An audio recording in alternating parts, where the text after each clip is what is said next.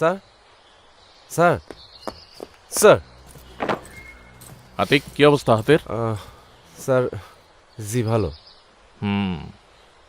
তোমার সাহসের কথা কিন্তু আমি সবাইকে বলি, এটা কিন্তু ধরে রাখতে হবে। জি স্যার। আর তোমার প্রমোশনের ব্যাপারে কথা হয়েছে, আর তুমি তো জানোই সেটা তো প্রসেস হয়েই আছে, মানে সব কিছুই ফাইনাল। শুধুমাত্র ওপরের কোনো একটা পোস্ট খালি হলেই তোমার প্রমোশন হয়ে যাবে ওইখানে। Don't worry. জি স্যার, আপনি নিজের মুখে এটা বলেছেন, আমি খুশি। Well done.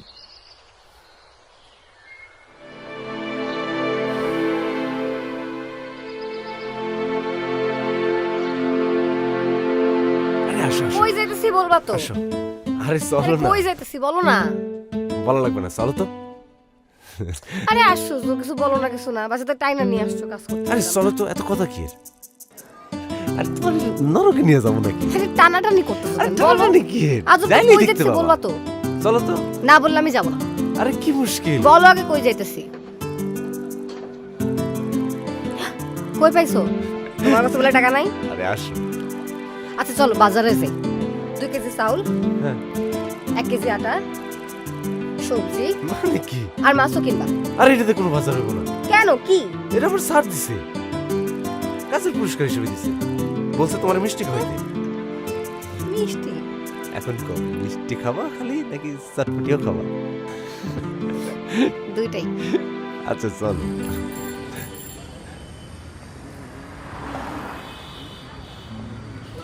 কে? কই কিছু না। পিজ্জা? না আরে আসো। আরে না না, এখানে না। আরে কি হে না, আসো তো, আসো। আরে ধুর, এখানে না। আরে আসো আচ্ছা শোনো, আজকে আমাদের সব কর্মচারীদেরকে ডাকো, আসো। আর আমাদের কলিং করছে। থাক, চলো। আরে আসো না, আসো বুঝতে পারছো? আসো আসো। এই যে তোমার পিজ্জা। আরে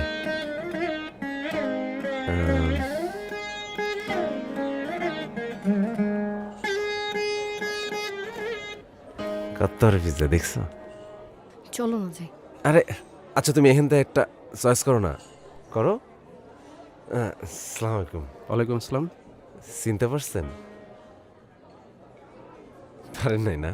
না, ওই যে গত বছর আপনার এই ছাদ ধসে পড়লো, আমি ফায়ার ফাইটার আসছিলাম আপনাদের, ওই যে 7 জনের আমরা উদ্ধার করছিলাম। ও মনে আছে? আচ্ছা আচ্ছা আচ্ছা, আসলে ওই সময়টা আমরা অনেক বিপদেই পড়েছিলাম, আপনারা আমাদেরকে অনেক হেল্প করেছিলেন। জি, এটা তো আমাদেরই কাজ। তুমি এটা তাহলে। চলো না অন্য কোথাও। আরে কি চলো চলো, তুমি এখানে শখ করে আইছো না? জি, আপনারা কি খাবেন অর্ডার দিন, আমি সার্ভ করার ব্যবস্থা করে দিচ্ছি। জি, এই তুমি এটা করো। এটা দেখো। অনেক দাম। চলো। আরে দাঁড়াও না, এখানে দেখো ছোট আছে, ছোট একটা নেই? বলতেছি তো লাগবে না, চলো। আরে কি লাগবো না, টাকা আছে তো। বললাম চলো, টাকা আছে তো, খরচ করতে হবে নাকি? অনেক খরচ আছে তুমি সামনে। এখানে শখ করে আইছো। স্যার আপনারা বসেন, আমি টেবিলে মেনুটা পাঠিয়ে দিচ্ছি। প্লিজ স্যার বসেন। থাক চলো না। ভাই ঠিক আরেকদিন আছে খাবো স্যার, না। আসতেছি। No problem. আরে কি, আরে অনেক দাম। তুমি না শখ করে আইছো, টাকা আছে তো, আমি নিয়ে আইছি, চলো না। আচ্ছা তোমার প্রমোশন হলে তখন খাবো না। চলো হ্যাঁ চলো। আরে প্রমোশন কবে হইব না হইব সেটা নিয়ে। আরে হইলে খাবো বলছি তো, প্রমোশন না হলে তুমি চাকরি ছাড়বে। এখন চলো আইসক্রিম খাওয়া।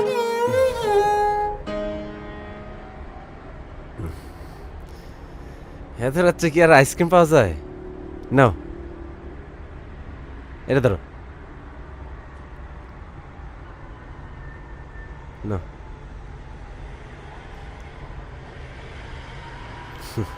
খুলতে পারতেছি না। দাও আমি খুলে দিচ্ছি, এই নাও।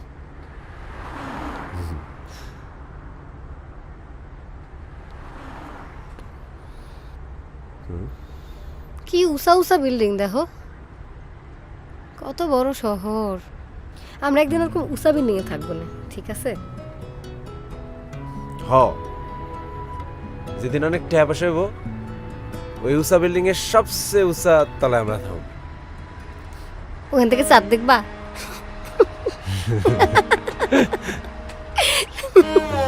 কি এত হাসো কেন?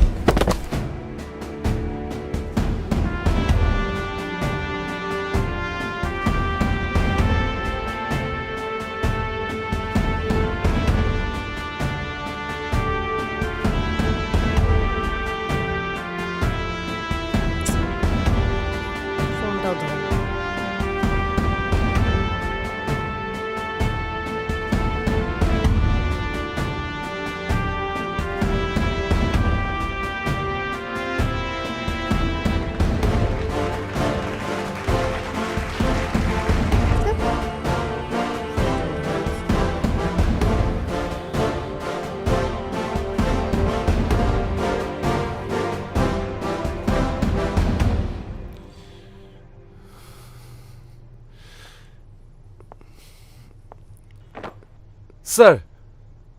ওয়ালাইকুম আসসালাম।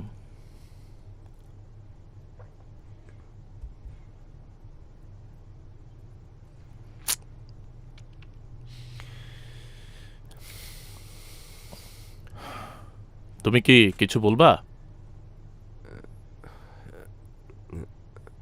না স্যার। আতিক, জি স্যার। আসো। তুমি কি জন্য আসছো, কি বলতে আসছো সেটা আমি জানি।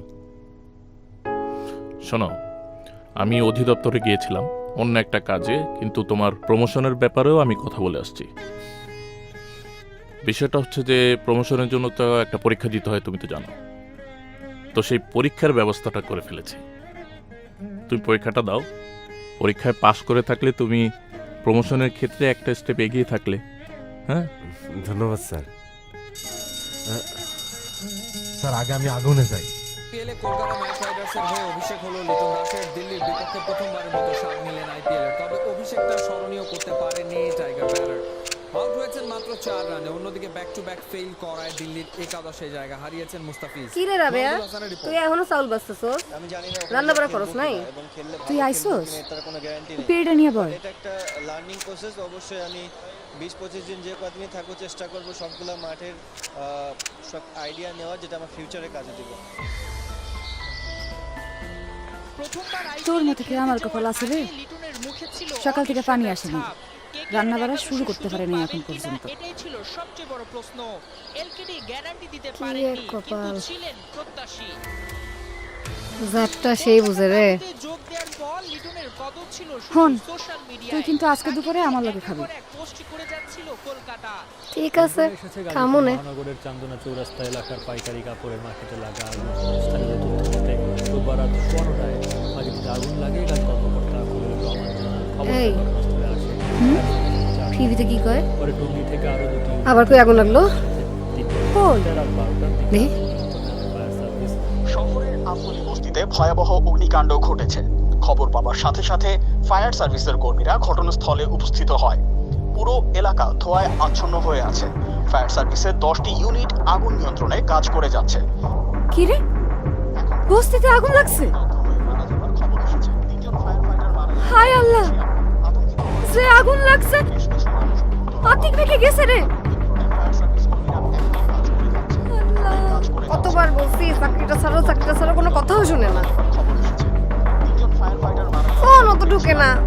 10জন ছোটাছুটি থেকে বেশ কিছু 10জন মরে গেছে, সাথে 3জন ফায়ার ফাইটার মারা গেছে। ফায়ার সার্ভিস কর্মীরা এখনো কাজ করে যাচ্ছে। আল্লাহ, এ তো কিয়ামত হয়ে গেছে। আল্লাহ,